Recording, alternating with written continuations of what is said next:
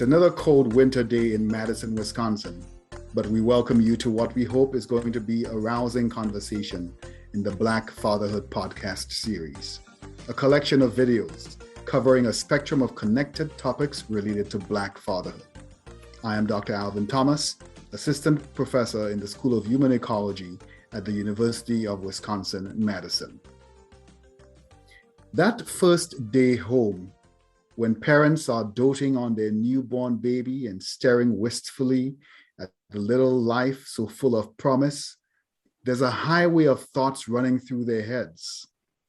Again, as they watch their little babies cross the threshold into kindergarten and start their first day of school, among tears and fears, joy and ambivalence, parents are considering all the hopes and dreams that they imagine for their child and are determined to support their child's journey of discovery and development of God-given potential. Today, we will talk about just that. The dreams that Black fathers have for their children and how they support those dreams, as well as how fathers help nurture goal setting and dream development within their own children. How are fathers using goals and dreams to support and center their work with their children and families? We are here with an overarching goal to educate, validate, and elevate Black fathers. Joining me in discussing today's episode's topic, goals, dreams, and support, are Associate Professor and Director of the NC State Whole Dad Lab, Dr. Qiana Cryer-Coupet. I'm not even going to try to give you an exhaustive introduction to Mr. Kenneth Braswell because work regarding fatherhood is regarding fatherhood is just so long and storied. But I will tell you this, that he has national and international impact as the Executive Director of Fathers Incorporated, a not-for-profit organization and leader in the promotion of responsible fatherhood. He's also the director of the National Responsible Fatherhood Clearinghouse under the U.S. Department of Health and Human Services. Welcome, both of you, to the Black Fatherhood series. Thank you. Thank you so much. So happy and honored to be here today. As I thought about how to start this conversation, I thought of no better way than to have each of you take a moment to tell us a little bit about what you do, that work that you do, and its specific relevance to Black fathers. Dr. Coupet, you could go first, and then we'll follow up with Mr. Braswell. Okay, so thanks again for having me. So I'm an associate professor in the School of Social Work at NC State, as we mentioned before, and there I direct a lab, which is called the Whole Dad Lab. And the reason we called it that is because I noticed early on as a student, as a doctoral student, when I would Google, fathers in kinship care, fathers with children in kinship care, oftentimes Google would say back to me, "Do you mean mothers?" And I'm like, no, I didn't mean that. So this was like in the late 20-teens. And so in terms of kind of thinking about how we think of dads in the social science literature, there's a lot about the deficits and not necessarily the whole person. And so my goal is to have my work to focus on the various aspects that make up a father, in terms of thinking about how he's able to bond with his children, contribute to overall family life, as well as thinking about his own health and well-being and what it means to be an individual. So in my lab, we really do try to engage with community partners, policymakers, as well as training students to understand that, a dad is more than the deficits that we see in the literature. Awesome. Thank you so much. This is going to come in really nicely for our conversation. Mr. Braswell. For me, we began Fathers Incorporated in New York in 2004. Shortly after incorporating the organization, I became the director of the New York State Fatherhood Initiative within the agency that oversaw both TANF, child support, and workforce development. Kind of worked with them, and being a spiritual person, God was really very clear with me. You got 5 years. Get in here and learn what you can learn, and then get back to the mission that I put you on, which was Fathers Incorporated. And it actually worked well for me because it gave me a great sense of being able to work within government, and particularly in what most fathers would describe as the belly of the beast, child support, and really kind of understand how government looks at low income families and how they look to create what they describe as solutions for our communities. Got back into Fathers Incorporated, did a little national consulting work, and we put in a bid for the National Responsible Fatherhood Clearinghouse, and we were able to win that bid in 2010. We still hold that contract until today. It's the largest amount of money that the federal government has invested into fatherhood in one not-for-profit. And currently for us, our contract is valued at $19 million. Before that, 13 million, and before that, 8 million. And so we have been at the forefront of really being a steward for at least HHS in the space of responsible fatherhood, somewhat providing TA for the now over, I believe, 75 contracts and grants that are out there providing responsible fatherhood and healthy marriage services around the country. And then on the other side of that coin, in my calling hat, which is Fathers Incorporated, I've been doing a lot of work around the country in direct service and capacity building, really trying to help people understand the nuances of working specifically with fathers, and in my space, working more specifically with Black fathers and the families that they love. And a year ago was fortunate enough to win a grant out of the Office of Family Assistance to provide direct services here in Atlanta, Georgia, for over 900 fathers over the next 5 years. And so we have had our fingers in almost everything you can imagine as it relates to fathers, working with fathers and working with parents and working with youth and trying to figure out how to strengthen the family dynamic within Black communities. And so I'll stop there because I could, as you said earlier, I could go on and on, but that's somewhat of the core of who I am and what I do. I just love hearing both of your stories and specifically the stories of what brought you into this work, or your path into this work, but also the work that you're doing. That there's a very deliberate, unapologetic aim to highlight the needs as well as the achievements of fathers, and in this case specifically Black fathers, to highlight the needs that exist, but also highlight the work that fathers have been doing and continue doing, and trying to refocus that lens away from deficit and back towards normality, so that we're not celebrating Black fathers as unicorns when we see them do the work that they've always been doing. Just because we've not been looking doesn't mean that they've not been doing that work. And I think when I hear both of you talk, that's what I'm hearing out of it. So, Mr. Braswell, we'll start with you, and I want you to think back to when you first laid eyes on your first baby. You know what? Let me not restrict you. Any one of your babies.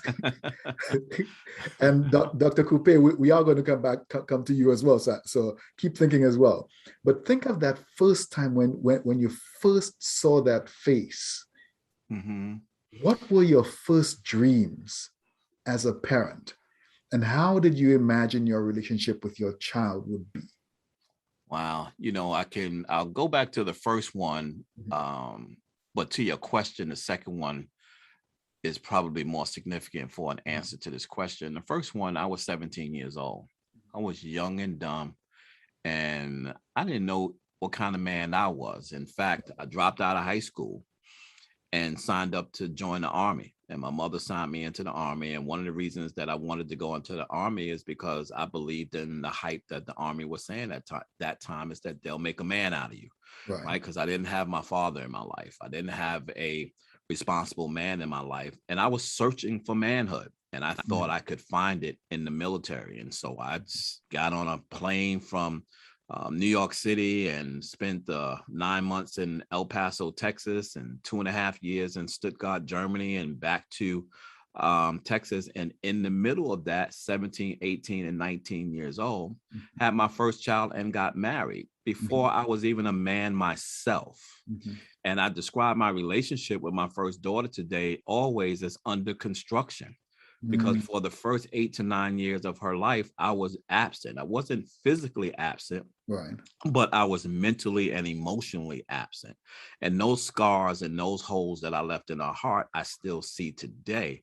But I see where I've also been the kind of man to fill in as much as she will allow me to fill in. My second child, which was 19 years later, because after the my failure, what I called my failure with my first child, I vowed never to have another child because I did not want to do to another child what my dad did to me and what I did to her. God had another plan for me. And so when Nzinga was born, I was actually in the hospital. And so directly to your question, when she came out, I had the most wonderful experience with a OBGYN that was a male, which you know how not often that occurs, right? And so when Nzinga was coming out, he called me to stand next to him, and he said, "Hold your hand out." He began to pull Nzinga out, and when her head came out, he put her head in my hand.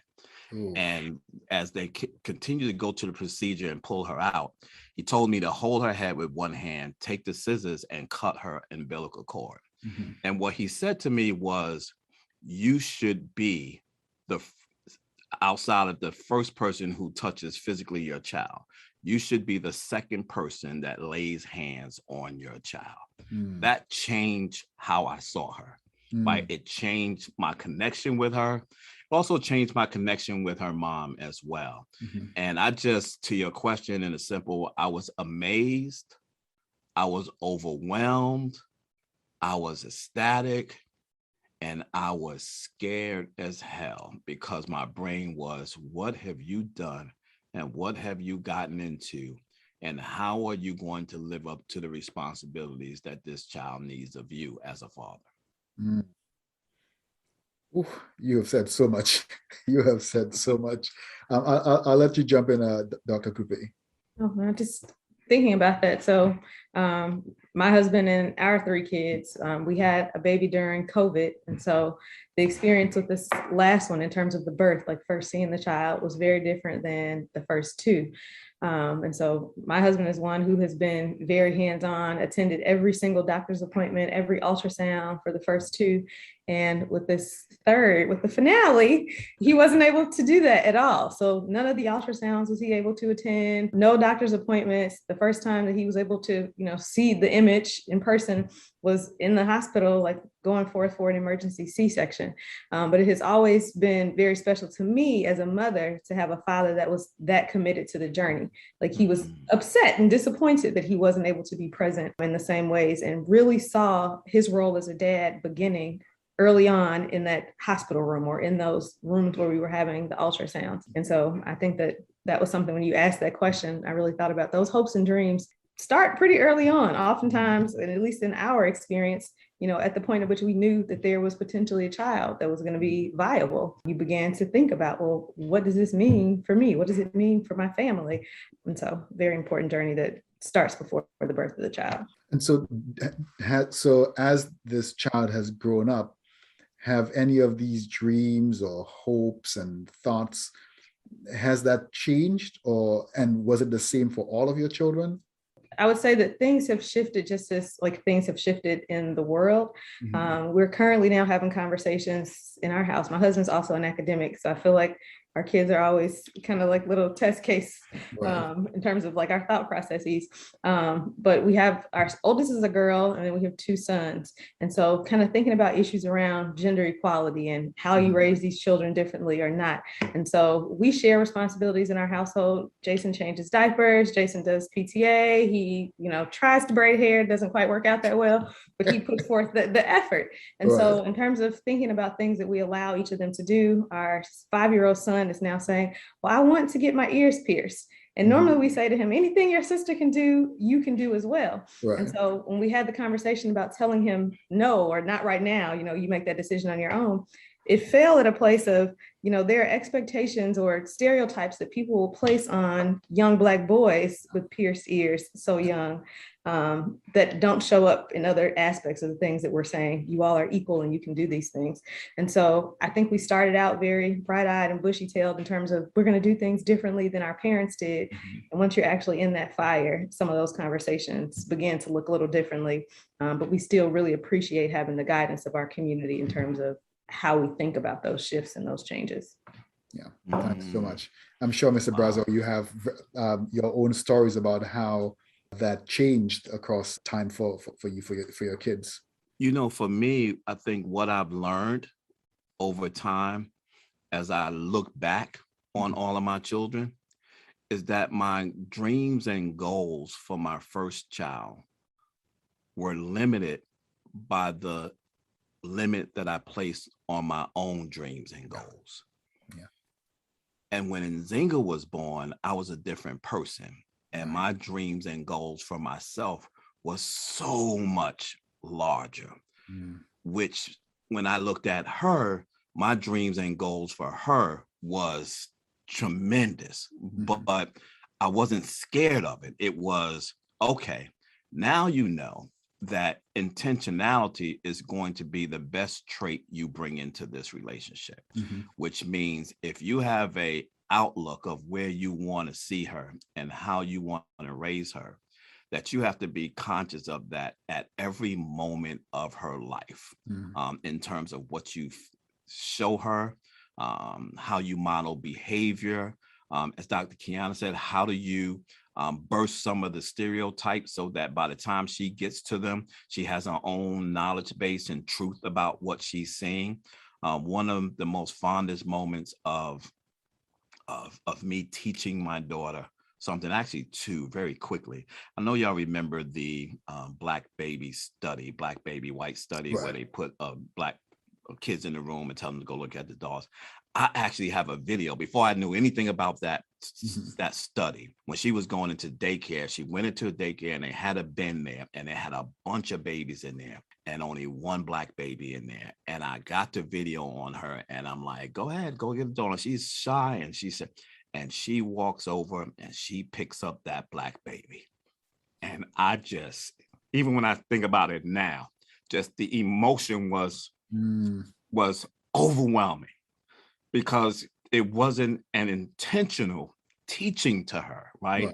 That you got to love yourself. You got to love yourself. You got to love Black people. You got to want Black babies. You got to want a Black baby. That wasn't the narrative to 4 years old. The narrative was just see yourself as beautiful. And so when she picked up that doll, it was a reflection of what we taught her about her own self-love that gave her the attention and ability to pick that doll up.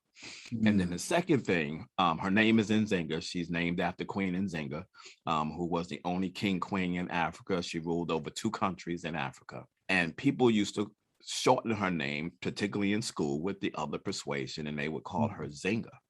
And I would say, whenever someone calls you Zinga, correct them. And she said, why? I said, because Zinga is not your name.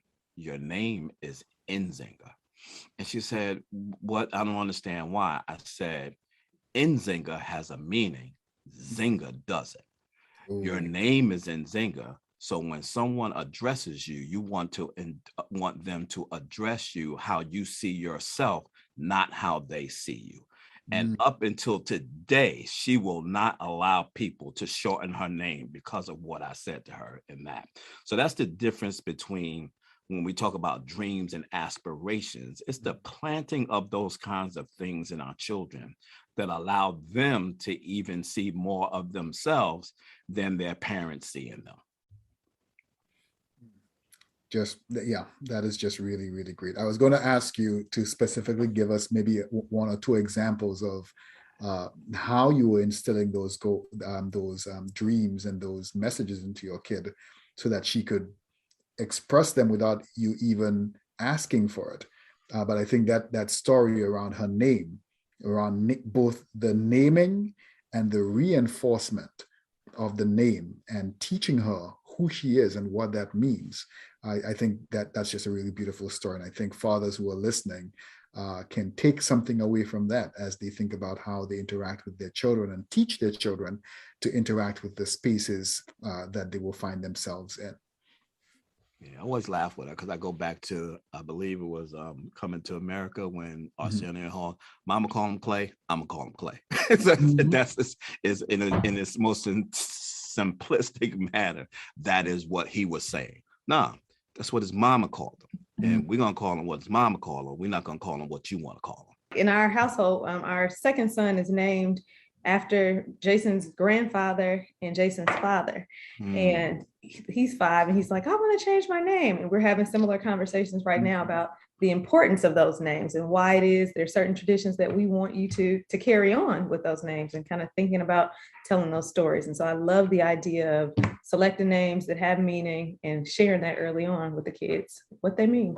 So Dr. Cryer-Coupet, do you find anything like that in your research? Specifically around goals and dreams, that are these things that you're hearing that are common stories across fathers, even with regard to naming and enforcing name and culture? Are these common themes that kind of run a thread through your research? Yeah, so I would say as we look at the literature, some of the work that I did as a graduate student with Dr. Otima Doyle, who's on faculty at the Jane Addams College of Social Work at the University of Illinois, she interviewed 30 African-American fathers about the ways in which they like to pass on lessons and socializing their children around issues of race and education. And there are a couple of papers that were published from that study, which is called Voices and Visions. And in that, one thing that stood out to me while analyzing that data was something similar to what I heard Professor Hannah Nicole Jones say a couple of days ago, where she said, like, all of Black life is not struggle. And in those interviews, we heard dads talk about the importance when we think about education. It's not just formal education. There were several dads that talked about the importance of taking their kids to museums so that they can learn about different cultures, or doing things as simple as taking a train ride so that they can observe how other people, were in life. I'm really focusing on the everyday experiences that we know that there are going to be many experiences with racism and discrimination, but also like the beauty and the joy that is there in a day within a Black family.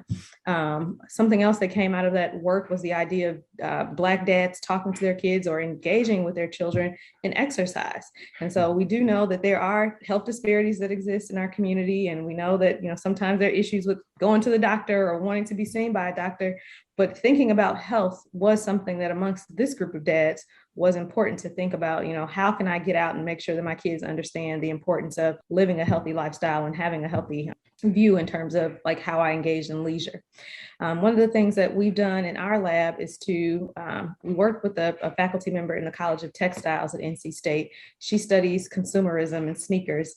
And so we looked at sneakerheads, Black dads who enjoy sneaker culture. We had a student photographer who we hired to come out and take photos of the dads and their children in their sneakers, and then ask dads to tell us the story of like what these sneakers and engagement in this culture means to you and your bonding with your child.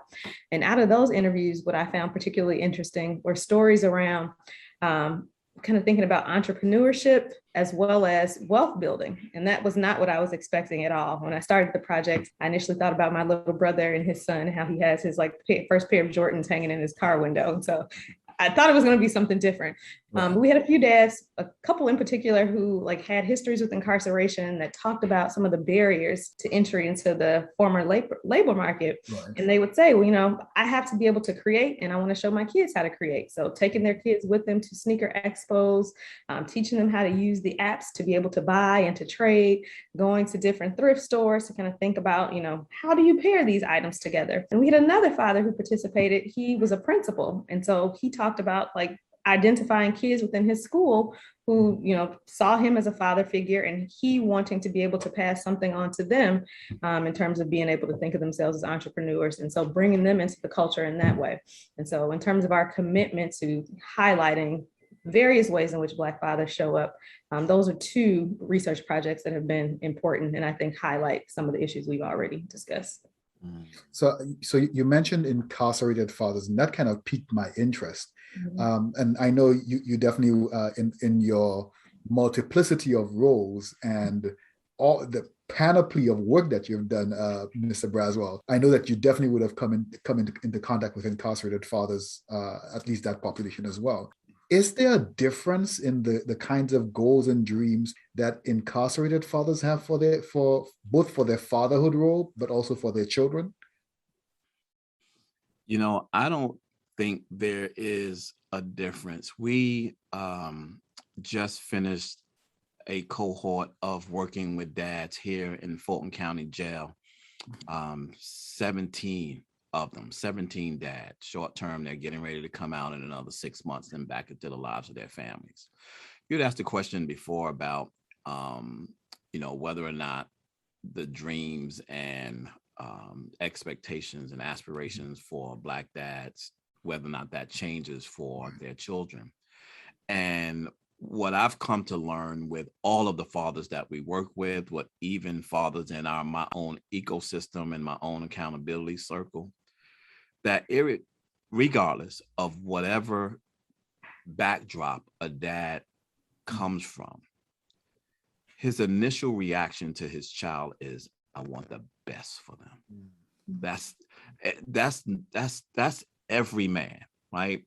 Even Black men, when they see their children, I want the best for them. The question and the challenge becomes, what's their definition of best? And do they have confidence in their ability to be able to deliver that? And how much impact does life have on them to sway them from achieving the best for their children, right? So they always start from that great point. And that's when you talk about asset-based work, right? Why do we want to start from their current condition? I'm angry because my father wasn't in my life. I just got fired from this job. My baby mama is on my back. I ain't seen my kid, my child support order. And we start with building from there, when you should go back and connect them with how they were feeling at the point that they believe they could give the best, right? Mm-hmm. And take that and move forward with it, which pushes all of that stuff out of the way. We were having a conversation yesterday. I'm doing a lot of work right now. We did a conference 2 days ago around Black men and Black dads and mental health.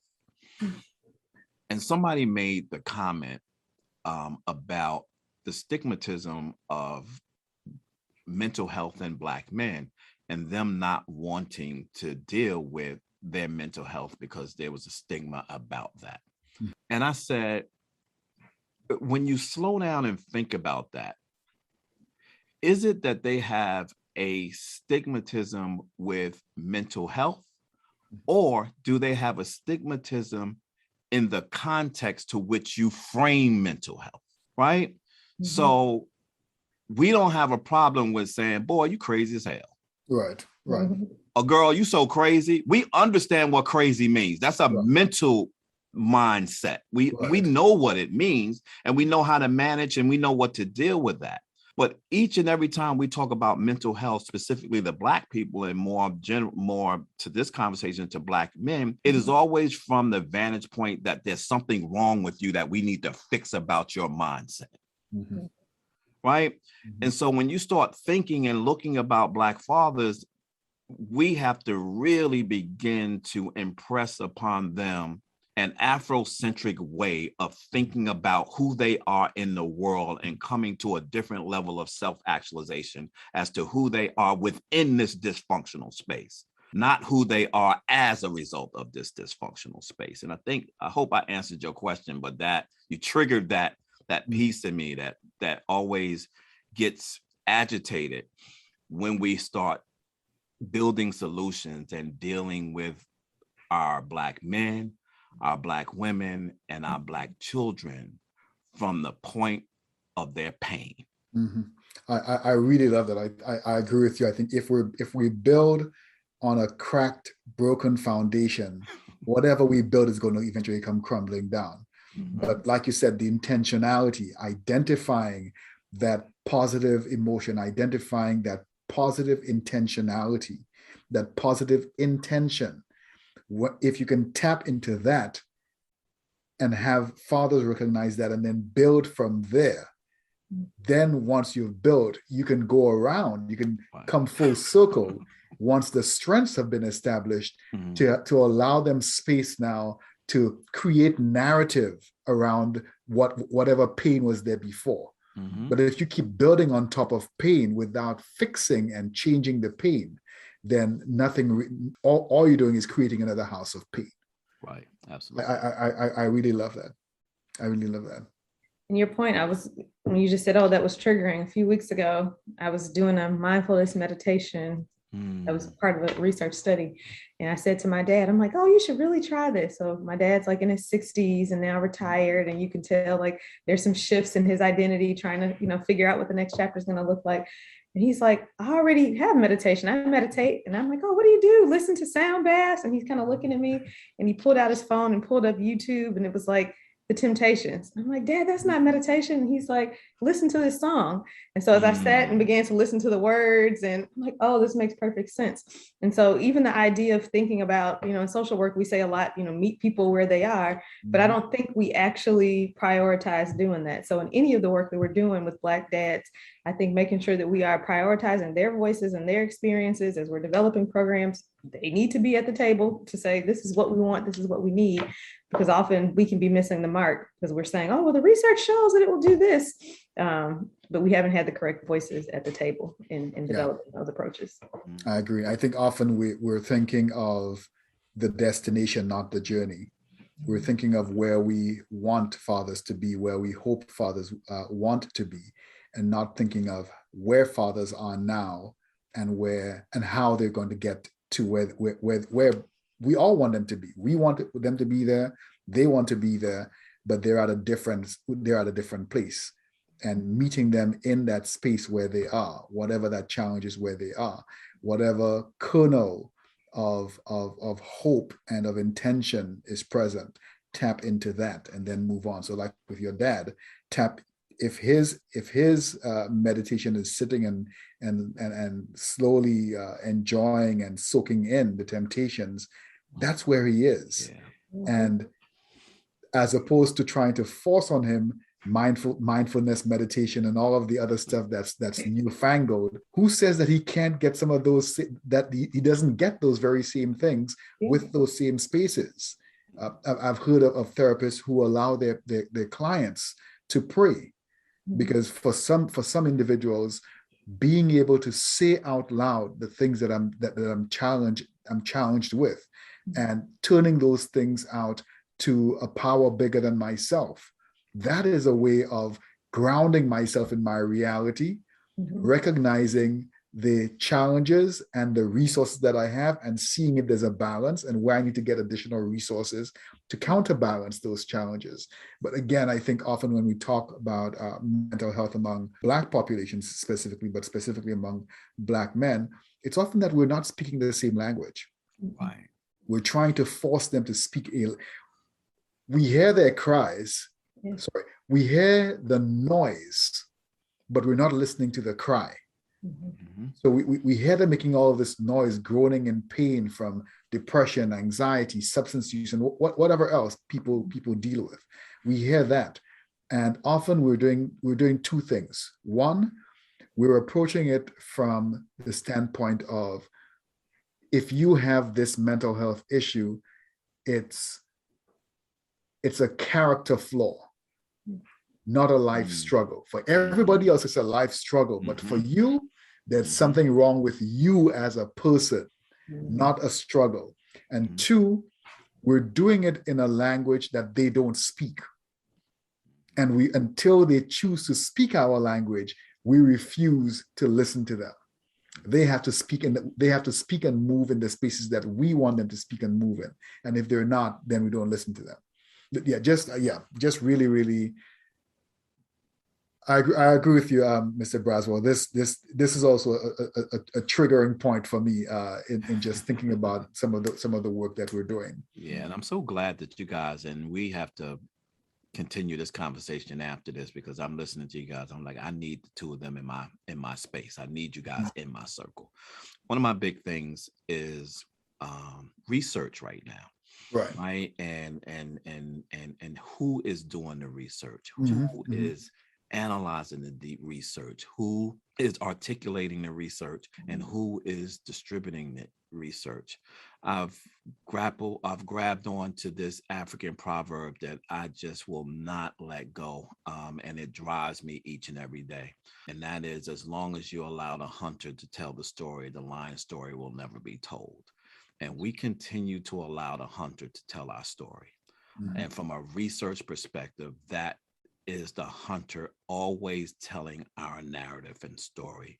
And we have enough minds in this country, like yourselves, that can come together and figure out how to build our own research institutes and think tanks and agencies and those things, to begin to start making the research that Black researchers do and make it relevant without having to be credentialized by another institution that doesn't look like us, right? And so that's a body of work that we've jumped into. We created just last year the Moynihan Institute for Fatherhood Research and Policy, that's going to focus specifically on Black fathers. And every time I tell somebody we done that, they say, well, if it's about Black fathers, why did you name it Moynihan? And I said, because the Moynihan moniker is not about the man, it's about the report. Regardless of what you think about him, the Moynihan report is still the research base for how most people see Black families today. And part of getting around that report is analyzing, dismantling, and redistributing what that report did, including all of its flaws. Secondly, because I know the nature of my people, if I called it and named it after a Black researcher, y'all wouldn't pay me any attention. Y'all would just miss me, right? Am I right or wrong? You would not even return my phone call if I named it after somebody, the Menzies, whatever. This is the Alvin Thomas research for blah, blah, what, who, whatever. Like who we think he is.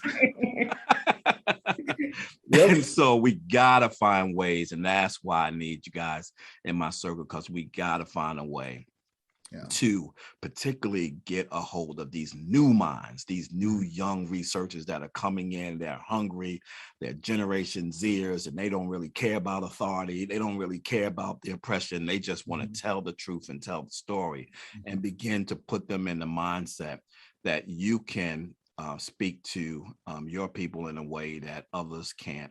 You can analyze them in a way that others can't. You can articulate them in a way that others can't, and you can distribute information amongst us in ways that others can't. That, to me, is the Temptations thing. That's what your dad was saying. Your dad was saying this was our music, written by us, sung by us, distributed by us, heard by us, and implemented by us. Right? What you want me to do is grab a hold of a concept called mindfulness that wasn't written by us, meant for us to use for us to benefit us. That's all he was saying. I get you, but we ain't calling it that. I'm gonna call my mindfulness, what's a great Temptation song? My Girl. That's what I'm gonna call my mindfulness, my girl. Very much so. So I like how you took us out from that macro space of that micro space of the family, the individual family, and out to thinking about the macro space of society and culture and organizations and institutions and policies. I think that there's space for understanding of how those impact the lives of fathers, the things that the kinds of dreams and hopes that fathers can and have for their children. And so I'm going to pull us back again to the microspace of the family and the child again. And then, of course, I'm sure we'll find another way to go out to the macro space and bring it back again. I like this back and forth between those spaces. We have to be able to seamlessly move across those different spaces. But we often hear these stories about parents attempting to live vicariously through their children. So forcing their dreams and their goals upon their children. So in fact, I was listening to an interview by, I think it was Gail King was interviewing Dwayne Wade. And he was recently reflecting on his early dislike of basketball. How much he did not like basketball because his father kept forcing it upon him. I mean, eventually, of course, he's a great basketball player now. So eventually, the love for the game became his own. But because of the approach that he had, where a thing that could have been a natural occurrence for him, a natural love for him, was first something that he despised. And maybe it was the relationship with his father that eventually turned it into something that he loved. But how are Black fathers communicating with their children about their goals and dreams? And how do Black fathers negotiate between their goals and dreams and that of their children? So you have a father who wanted a particular thing, a particular dream, and for one reason or another was not able to get to it. And their intent that their child is going to be, I won't say that, is going to be the next big quarterback, or is going to be the next big center forward, or going to be the next Michael Jordan, or whatever it is. And that child may not necessarily have those aptitudes or interests. How are fathers communicating their goals and dreams, and how are fathers negotiating, or how can they negotiate between their goals and dreams and that of their children? Yeah, I think that goes back to part of your question around communication. I think making it very clear where the desires are coming from, but also taking the time to get to know your child and what your child's strengths are, what your child's desires are. To bring this back just to things I see in my own household, Jason and I both ran track in high school. Neither one of us were great at it. Like, we didn't win the medals. We were middling in that. And so our daughter started running track at 3 years old. And there came a space where she was like, I really don't like this. I don't want to go. And my husband would say to her, well, we signed up for this season. You're going to have to finish this season. Whereas my inclination was, she doesn't like it. Like, we already paid the money. That's a sunk cost. Like, let's find something else. Right. And so in that example, what I see is, he recognized that this was something that could potentially be important to our family, a bonding moment. All of us would share in this joy of our love for track. When she expressed that she was no longer interested, the lesson that he wanted to teach her, and that was that if you sign up for something, you're going to finish it. You commit to it, you finish it. Next season, if you don't want to do that, then that's fine. And so I think it's important to kind of strike a balance in terms of making sure you're communicating those desires, but also thinking about the lessons you want your children to learn, and making sure that you are also prioritizing their interests and their desires in life. I think those are really awesome examples that I think fathers can apply for themselves. Mr. Braswell, I'm sure you have some feedback here. Yeah, no, I was I'm intrigued by something. I'm intrigued by this, but I'm also intrigued by something else. And that's the dad and mom, right, that sees something that the child doesn't see. I literally just had this conversation. Was it yesterday? I think it was yesterday with my wife. And we were talking about Little Richard. We were talking about the new movie with Will Smith and Serena and Venus Williams. And I said, for all you might want to think about him, he saw something that they didn't necessarily see. And he committed to cultivating that. And I'm sure there were nights that they were looking at him like, dude, you off the charts right now. But then I started thinking about Joe Jackson. Like, what did you see? Right. And then I thought about Matthew Knowles. What did you see? Like, what did you see in this kid that you became so dogged on that you were like, I'm not letting you slip out of this calling that I see that's on you. And that other dad that I see all the time at AAU games, because my son is 12 years old, AAU circuit. Clearly, there are dudes out there that never even made the high school basketball team. Right. Neither him nor mom are above 5'5", Right. and they believe their son in the third grade is somehow going to become 6'8" Right. and become an NBA champion. And they just lose their minds on the sideline. And I'm like, dude, you are so far out of reality right now. You're putting pressure on your child that they don't need. But we'll end here now. This is my daughter. So my daughter Nzinga is she's a spitting image of me. And as we do with our children, they're going to be great, but I didn't know what she was going to be great in. And then she started talking to me about wanting to be a sports doctor. And I was like, ooh, yeah, let's do that. And I started calling my friends in the NBA and the NFL, trying to position her to get interns and all that stuff. And she went to Kennesaw for 1 year to do it. And I never forget this. I picked her up and we're coming home. And she said, Dad, I don't want to do this anymore. And I thought, what? And she was like, I don't want to do this anymore. I don't really want to be a doctor. I've just decided that I want to go into esthetician work. And at the time, I didn't know what esthetician work was, right? And then when I started looking, I was like, wait a minute, we're leaving college and we're moving from being a doctor to being a hairdresser. Not that there's anything wrong with hairdressers, but you got to think about that. This is the span from this to this was just too big for me right then. And so fast forward, she's 21 years old right now. She's going to school for 2 years. She's got her teaching degree. And not only has she opened up her own business, but she also wants to open a school and teaching others to do this. And she wants to hire her students to work within her school. And she wants to teach them to be teachers. And I say that to say that my focus was on the wrong thing. My focus was on what she wanted to be, not the trait that was going to make her great. Because what she had in her head is that what I learned from you, Daddy, is create my own path through an entrepreneurial measure that I can write my own check and live my own life. I'm just not going to do it over here. I'm going to do it over there. Right. And what I realized when she brought me to that realization, that what I was most upset about is that she took my story away from me in front of my friends. I could no longer go to the party and say, hey, yeah, my daughter's at Kennesaw and she's studying to be a doctor and she's going to be working for the NFL, as opposed to, my daughter's going to school for skincare. But now I say, no, she went to school, she left school, she's taking the same path.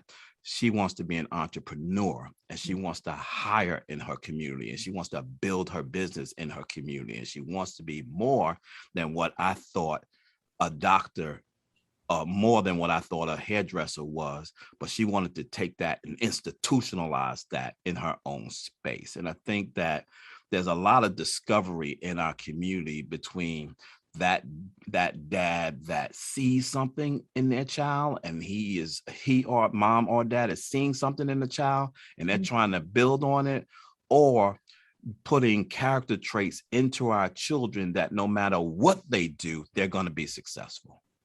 And then we're going to support them. Yeah. And we're going to support them. You being a dad to be able to sit down and process that shift and her knowing that she had your support. Most important part of that story. You just hit every key on the piano with that. Like I like that phrase, the trait that makes her great, the trait that will make her great, and repositioning her story, not from the perspective of what I want her to be and what story I am trying to build for myself technically, but what is it that what passion is driving her, not what passion I'm imposing upon. I like Dr. Coupet mentioned, I really like the idea of being able to give up your story and recognizing, being able to process and recognize that as a dad that you were pushing a narrative, you were supporting a narrative because it was a narrative that you liked versus a narrative that she was writing. And stepping back and giving her space to write that narrative, while still supporting her as she wrote that narrative.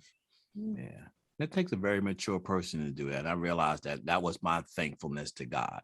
Thank you for allowing me to be mature enough to see that articulate that and respond to it, because we see so many stories where parents don't do that. Like they push whatever idea they had. I think about Fences. Remember Fences? And you Yeah. think about the interaction that he had with Denzel Washington in the hit at the end when he told him, "I'm not here to be your friend. I'm just here to put." I mean, it was that scene. Just every time I saw it, it just made me cringe on the inside, because he was distinguishing whatever trait in his son would make him great, right? And pushed him right out of the house. And I think sometimes we, when you're a high functioning parent with high expectations, and you are trying to you hang on to this thing where you want your children to be better than you were, right? Like I think that sometimes we just, from another research perspective, but I think it's something that should be researched, there's so many things that we hang on that are a part of the traumatic slave syndrome that we don't connect to that, right? We are one of the only cultures that finds success in how fast we can kick our children out of the house, right? No other culture does that. Some cultures don't even let their children leave until they get married. Some cultures don't let their children leave until they start a business. Some cultures say, you know what, when you get a business, get a job, more money and income, we're just gonna get a bigger house, right? They just keep building on the empire that they already have, right? Some cultures will go into the smallest apartment with the most, they'll pull their money together, they're waiting till every principal in the house has started their own business, and then they pyramid out and they start doing the same thing. We are the only culture that finds success in kicking our children out the minute that they hit what we believe is a milestone in their life, and that is 18 years old. But I also wonder how much of that is connected to the idea of what we think should be. So we'll use our former president, Donald Trump, as an example here. If you didn't know his backstory, you wouldn't have known that his perceived greatness was built upon gifts from his father, things that his father grifted. So even though he was strongly connected and was not launched out on his own, just looking at him from the outside, you would think, oh, this guy, started out great in real estate and he did all these things. And so I think back to one of your other episodes, Dr. Thomas, where you kind of talked about like stereotypes and masculinity and the meaning of these things, showing up in our community to be able to say, this is a way that this could work. We don't have to do it in the ways that have been presented to us. From those who are not a part of our community. We can script our own narrative. We can chart our own path forward. Like the fact that we're here means that we're from lineages of survivors. Like, exactly. So just to kind of push back on that somewhat, I don't think that it's all the internal mentality. Some of that is based on the ways in which we've been socialized. Agreed. No, I think we could sit here and keep talking about a lot of these things for years and still have enough to talk about.